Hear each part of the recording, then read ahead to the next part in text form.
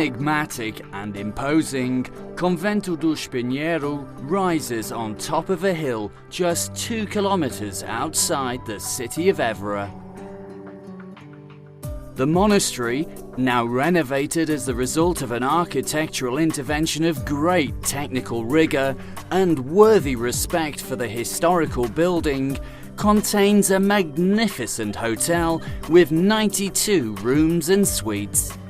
The hotel provides guests with a high level of comfort and discretion in communion with the memory of the convent's legacy, resulting in an indelible spiritual experience. This is due to the careful recovery of old structures and building materials, safeguarding the historic dimension of the architectural elements and the respective cultural and religious significance in harmony with the new areas required for the new functions of the hotel's services.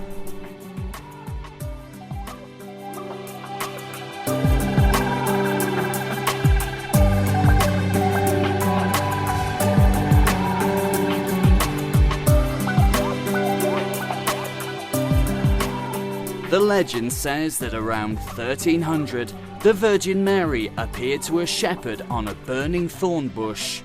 The poor shepherd, won over by the miracle, sold his flock and from the Moorish lookout where he lived, built a small hermitage which he decorated with an image of the apparition.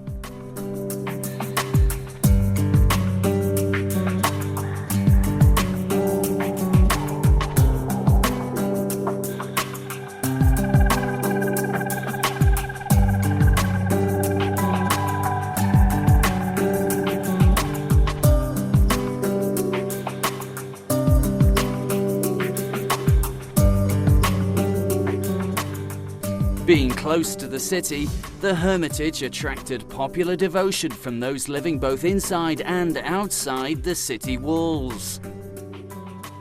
Soon after came the idea to build a monastery. The dream was achieved in 1458 when the Bishop Dom Vasco Perdigão obtained financial support from the then King Dom Afonso V, also devoted to the Virgin of Nossa Senhora do Espinheiro. As well as the convent, the king ordered the construction of a lodging area where he could stay whenever he decided to pray to Our Lady of Espinheiro during his visits to Évora. The existence of this lodging place, where nowadays the hotel's best suites are located, seemed to foresee the construction of the present hotel. It is one of the most prestigious in contemporary Portugal and is classified as a national monument. King Dom João II, one of the most brilliant Portuguese kings, also called Príncipe Perfeito or the Perfect Prince, held court here in 1481. The affection of the kings for this monastery also explains the amount of nobles and aristocrats who visited it. Many decided to make this their last resting place.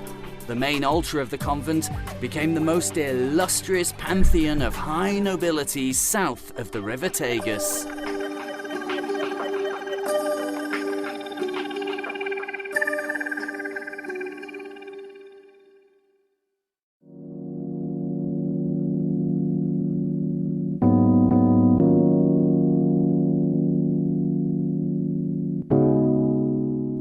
This saintly place is also particular in that Frei Carlos, one of the most talented Portuguese painters of the 16th century, once professed his faith here.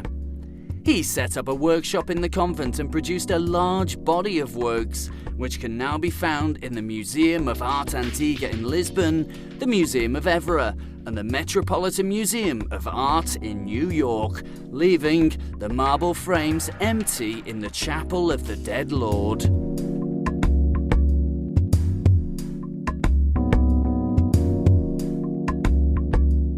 The walls of the convent's refectory and kitchen, which once echoed the silence of meals accompanied by the litanies and prayers given by one of the brothers from the pulpit, are now part of an original bar which invites guests to live moments of pure tranquility.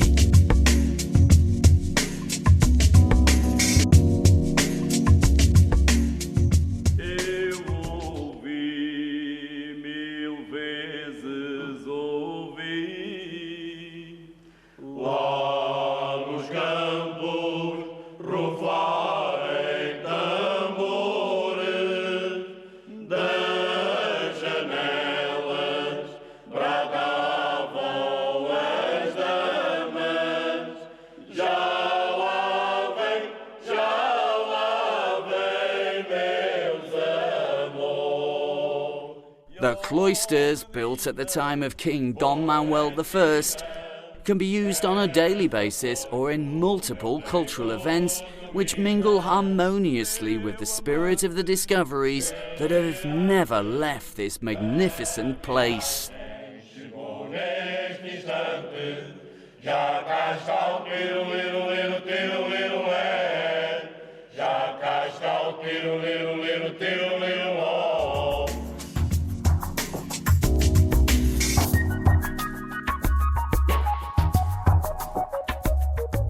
In the hotel's historic areas, one can visit the crypt of the famous Portuguese chronicler, Garcia de Rezende. He was an outstanding figure of the Renaissance, having been personal secretary to 3 kings. He also led the embassy of King Dom Manuel I to Rome in 1514. In the restaurant Divinus, the old convent winery, where today one can still find majestic large pots, one can taste genuine Alentejo gastronomy with a touch of sophistication and refinement.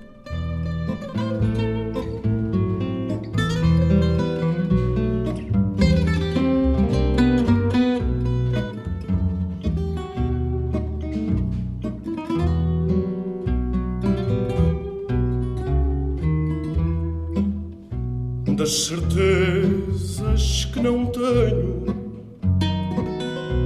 nem lhes encontro tamanho, nem lhes descubro sentido.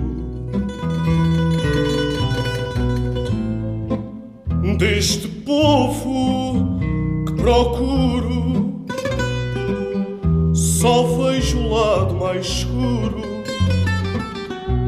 de destino já vencido.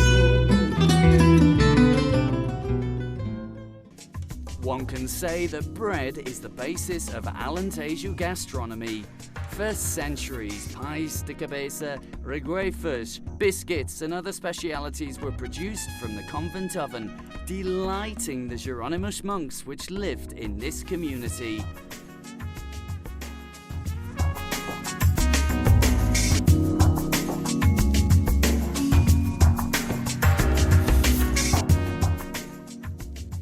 Extra virgin olive oil is made from the hundreds of olive trees which grow in the hotel gardens and is served to the guests during meals.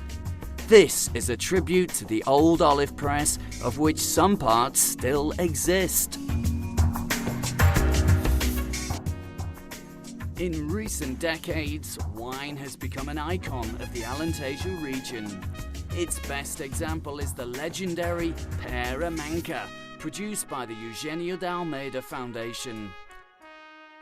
The foundation was set up by the benefactor Engenheiro Vasco Eugenio de Almeida, who, apart from the Cartucho winery, donated a priceless historic legacy and buildings to the city, which can now all be visited.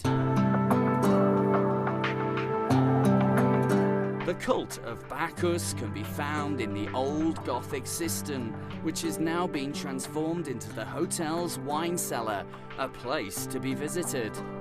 Here, our sommelier invites visitors to increase their knowledge of wine and to try out this valuable nectar, making this moment an unforgettable experience.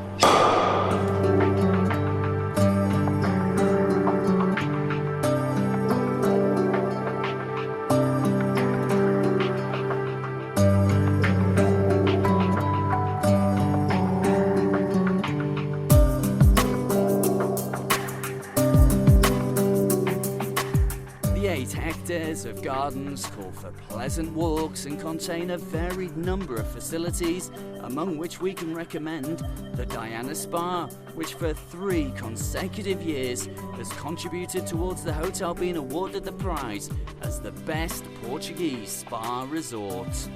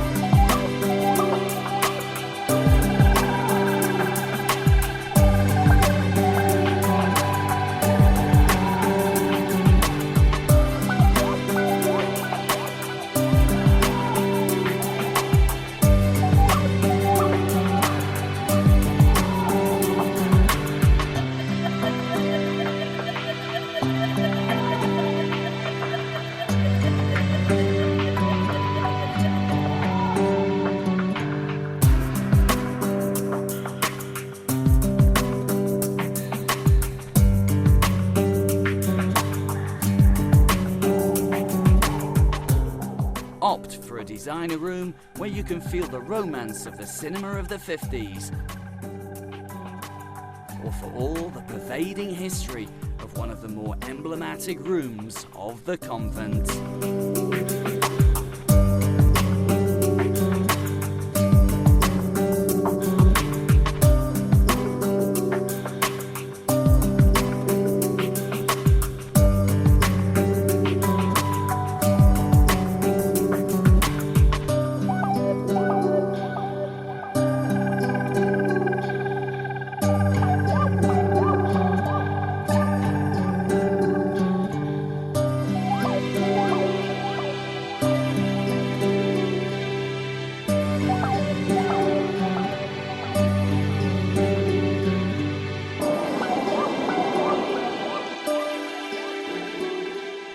This is a place which is full of emotions, where the young ones are invited to plant roots for the future.